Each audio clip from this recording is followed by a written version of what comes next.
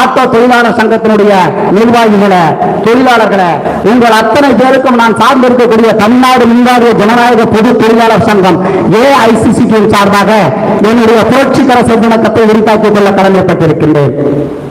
தோழர்களே, ஆட்டோ தொழிலாளர்கள் என்பவர்கள் தமிழ்நாட்டில் 3 லட்சத்திற்கு மேற்பட்ட ஆட்டோக்கள் ஓடிக்கொண்டிருக்கின்றன.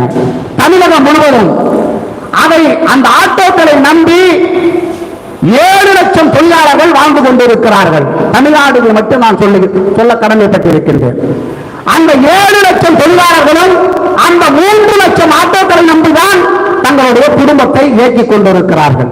இதுதான் நிதர்சனமான உண்மை. அந்த 7 லட்சம் தொழிலாளர்கள் 7 லட்சம் குடும்பங்களை காப்பாற்றுகிறார்கள். ஒரு குடும்பத்திற்கு 4 நபர்கள் 5 நபர்கள் என்று வைத்துக் கொண்டால் அந்த 7 லட்சம் தொழிலாளர்கள் தான் இந்த குடும்பத்தை, அந்த 7 லட்சம் குடும்பங்களை காப்பாற்றிக் கொண்டிருக்கிறார்கள். அவர்களுக்கு எங்கிருந்து வருமானம் வருகிறது? அவர்கள் தினந்தோறும் ஆட்டோவை எடுக்கும் பட்சத்தில், ஆட்டோவை ஓட்டும் பட்சத்தில், ஆட்டோவை இயக்கும் பட்சத்தில் வரக்கூடிய வருமானத்தில் தான் அவர்கள் குடும்பம் நடக்கிறது. அப்படி அவர்கள் ஆட்டோவை இயக்கும் பட்சத்தில் தான் அங்கே வரக்கூடிய அந்த வருமானத்தில் தான் அவர்கள் ஆட்டோவிற்கு வாங்கிய கடன்களை கட்டுகிறார்கள், செலவை மிச்சப்படுத்துகிறார்கள், குடும்ப படிப்பிற்கு செலவிடுகிறார்கள். அப்படிப்பட்ட ஆட்டோ தொழிலாளர்கள் இப்போது திருச்சி மாநகரத்திலே புரட்சி மக்கள் அதிகாரத்தில் சார்பாக இங்கே ஆட்டோ தொழிலாளர் பாதுகாப்பு சங்கத்தை என்பதை உருவாக்கி நீர்மறை போட்டுக் கொண்டிருக்கிறார்கள். ஆட்டோ தொழிலாளர்கள் மட்டுமல்ல, ஆட்டோ தொழிலாளர்கள் மட்டுமல்ல, அரசாங்கத்தால் அங்கீகரிக்கப்பட்ட நான் சார்ந்திருக்கக்கூடிய மின்சாரத்துறையில் கூட, நான் சார்ந்திருக்கக்கூடிய மின்சாரத்துறையிலே 60,000 காலி பணியிடங்கள் உள்ளன. அங்கே ஒப்பந்த தொழிலாளர்களாக நமது ஆட்டோவை ஓட்டி நாம் எப்படி நமது குடும்பத்தை காப்பாற்றுகிறோமோ அதை போல மின்சார வாரியத்திலே 10,000 ஒப்பந்த தொழிலாளர்கள் பணி செய்து கொண்டிருக்கிறார்கள். அவர்களுடைய வாழ்க்கை நிலைமை கேள்விக்குறியாக இருக்கிறது. நீங்கள் எல்லாம் கூட ஆட்டோ ஓட்டுவதற்காக பயனாக ஏதாவது ஒரு வருமானத்தை ஈட்டி நமது குடும்பத்தை நாம் ஓட்டிக் கொண்டிருக்கிறோம். ஆனால் மின்வாரியத்திலே பணி செய்து கொண்டிருக்கக்கூடிய 10,000 ஒப்பந்த தொழிலாளர்கள் நிற்கதியற்று எந்தவித பயணம் இல்லாமல் அந்த மின்வாரியத்தினுடைய வளர்ச்சிக்காக உழைத்துக் கொண்டிருக்கிறார்கள். அவர்களும் இதே போல நிலைதான் வாழ்ந்து கொண்டிருக்கிறார்கள். அதே போலதான் போக்குவரத்து துறையில தமிழ்நாடு அரசு போக்குவரத்து கழகத்தில் 35,000 காலி பணியிடங்கள் நிரப்பப்படாமல் இருக்கின்றன. 10 வருடங்களாக 35,000 காலி பணியிடங்கள்.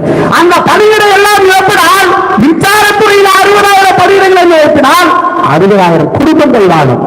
அதே போல போக்குவரத்து துறையில 35,000 தொழிலாளர்களை நியமித்தால் அந்த 35,000 தொழிலாளர்களின் குடும்பங்களுடைய வாழ்க்கை தரம் மேம்படும். அந்த போக்குவரத்து துறையிலும் பாடிப்பிள்ளர், பஸ்ஸை சுத்தம் செய்யக்கூடியவர்கள் போன்ற தொழிலை செய்து கொண்டிருப்பவர்கள் 5,000 தொழிலாளர்கள். அவர்களாவது பரவாயில்ல, தற்காலிக பணியாளர்களாக வேலை செய்து 300 ரூபாய் 400 ரூபாய்க்கு பஸ்ஸை இயக்கி தங்களுடைய வாழ்க்கையை ஓட்டுகிறார்கள். ஆனால் டைம் கீப்பர், பாடி கிளீனர் போன்ற அந்த தொழிலாளிகளுக்கு எந்தவித உத்தரவாதமும் இல்லாமல் வாழ்ந்து கொண்டிருக்கிறார்கள். 10 வருடங்களாக அரசு அவர்களை அவர்களுடைய வாழ்க்கை தரத்தை உயர்த்துவதற்கு எந்த விதமான முன்னெச்சரிக்கை எடுக்காத அரசாக தான் இந்த அரசாங்கங்கள் இப்போது ஆண்டு கொண்டிருக்கின்றன. அப்படிப்பட்ட சூழ்நிலையில தொழிலாளர் தோழர்களே, கட்டிட தொழிலாளர்களின் விவரத்தை மரியாதைக்குரிய சென்னை உயர்நீதிமன்றத்தினுடைய வழக்கறிஞர் தெல்ல தெளிவாக எடுத்து கூறினார். முறைசாரா தொழிலாளர்களின் வாழ்க்கை தரத்தை அருமையாக எடுத்து காட்டினார், படம் பிடித்து காட்டினார். 93% இருக்கக்கூடிய அந்த முறைசாரா பணியாளர்கள், இந்தியா முழுவதும் இருக்கக்கூடிய அந்த முறைசாரா பணியாளர்களால் தான் இன்று இந்தியா இயங்கிக் கொண்டிருக்கிறது. கட்டட தொழிலாளர்கள் தான். விவசாயத்திற்கு அடுத்தபடியாக மிகப்பெரிய தொழில் என்றால் அது கட்டட தொழில் தான். இந்திய முழுவதும் அல்ல, உலகம் முழுவதும் கூட விவசாயத்திற்கு அடுத்தபடியாக மிகப்பெரிய தொழில் துறையாக இருக்கக்கூடியது கட்டுமான தொழிலும் கட்டட தொழிலாளர்களும் தான். அப்பேற்பட்ட தொழிலாளர்களுடைய வாழ்க்கை தரத்தை உயர்த்துவதற்கு அரசாங்கங்கள் ஏதாவது செய்கிறதா என்றால் எந்த விதமான முன்னெச்சரிக்கை அவர்களுக்கு எடுக்க அரசாங்கமும் தயாராக இல்லை. அதற்காக போராடுவதற்கு அந்த